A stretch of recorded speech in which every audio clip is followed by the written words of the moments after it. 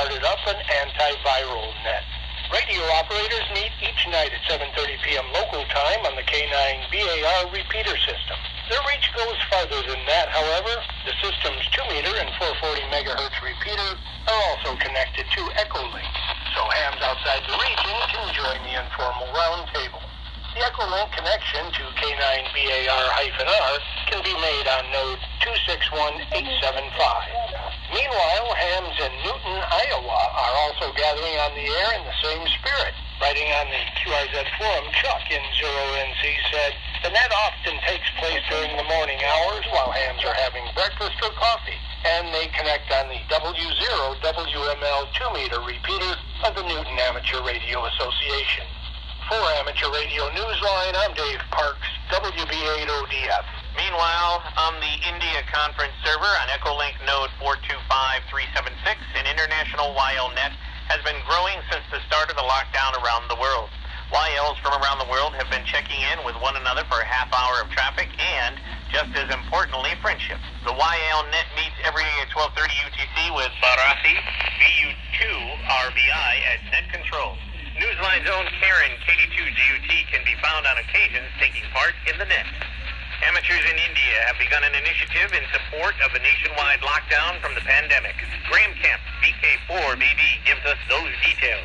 In India, members of the West Bengal Radio Club are widely known for bringing people together, particularly through reunions with family members who had become lost. Now, amidst concerns over the spread of COVID-19, they're working to help people apart in the name of public health. According to published media reports, the hams have been assisting police by identifying large gatherings of people in defiance of the nationwide lockdown. The club secretary, Ambarish Nagbiswas, VU2JFA, told reporters that an estimated 280 radio amateurs assigned to various districts have been identifying these risky gatherings and relaying information to the police.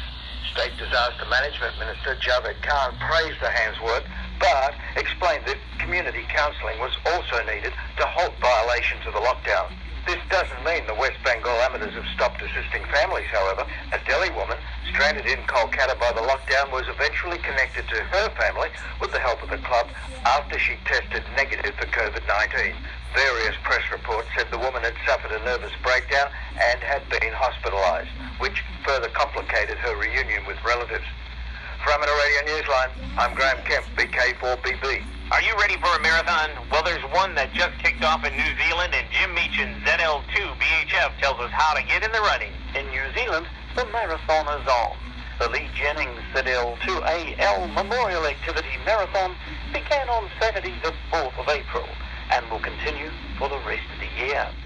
Jeff Clark, ZL3GA, one of the organisers, said the event, which hasn't been run since 2016, is a way for hams in lockdown to take steps to fill their logbooks with interesting DX. Like any marathon, it allows participants to set their own goals for a personal best. Whether it's 270 days and 100 DXCC, Jeff's own goal, or 100 DXCC contacts on 17 metres.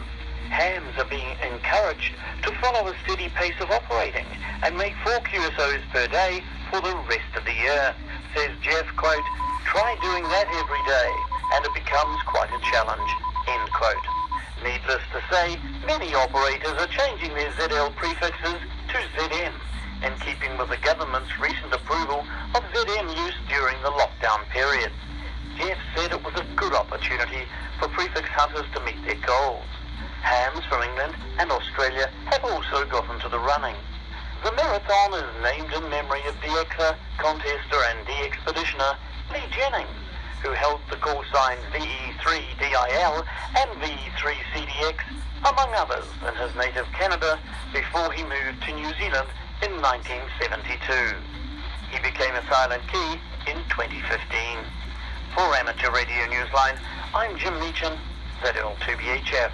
In support of the Dayton Amateur Radio Association and the Worldwide Radio Operators Foundation Hamvention QSO Party on Saturday, May 16th, members of the Amateur Radio Newsline Amateur Radio Club will be activating the WA6 ITF call sign of our founder, Bill Pasternak, which is now allocated to the radio club. How about getting your radio club under its club call sign on to be part of its special QSO party to say thank you to all the volunteers that year in and year out put in the extra effort so that hams from around the world can enjoy the Dayton Hamvention. Details of the QSO party can be found at www.hvqp.org.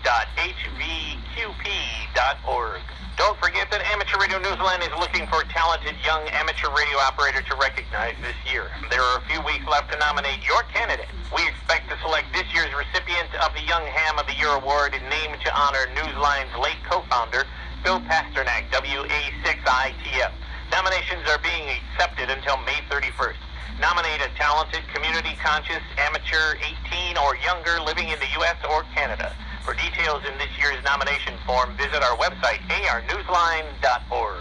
Time for you to identify your station. We are the Amateur Radio Newsline, heard on bulletin stations around the world, including the D-Star Reflector 91C on Wednesday nights at 0930 UTC or 7:30 p.m. Australian Eastern Daylight Time in Melbourne. This is K0REW. One caring gesture led to another for two amateurs, one in Germany and one in China. Ed Durant, DD5LP, has their story. Reinhard Kuhn, DK5LA, and Wei Ming Chuan, BG2BHC, had been colleagues on a project for China's Harbin Institute of Technology supporting the EME systems of the Chinese LO-94 lunar satellite. Now they are partners in fighting the coronavirus. Concerned for Reinhardt's well-being, Wei recently reached out to his former workmate, wanting to hear from him personally how he was faring now that the virus had struck Germany. Wei was also concerned about Germany's shortage of protective masks. Was so far fine. Wei had called to send Reinhardt more than his good wishes. He told his fellow radio amateur he was also sending him some masks to help him continue to safeguard his health. For Amateur Radio Newsline, I'm Ed Durant, DD5LP. A lifelong radio enthusiast and former ARRL treasurer has become a silent C. Jim McCobb, K1LU, was known for his active participation in contests and for being an avid DXer who held the call sign V31JR when operating from Belize. He had formerly held the call signs K1LLU and W1LLU. The Massachusetts resident had been the ARRL's treasurer for 32 years until leaving the voluntary post in 2012. He was a veteran of the United States Air Force and spent most of his career as a banker. Jim, who died on April 1st, was 77 years old. Remote testing is now a reality for hams in the UK, as we hear from Jeremy Booth, G4NGH. On the heels of a similar initiative in the United States, the Radio Society of Great Britain has had approved its remote invigilation for candidates sitting their foundation exams and is working towards expanding the option to other license levels. The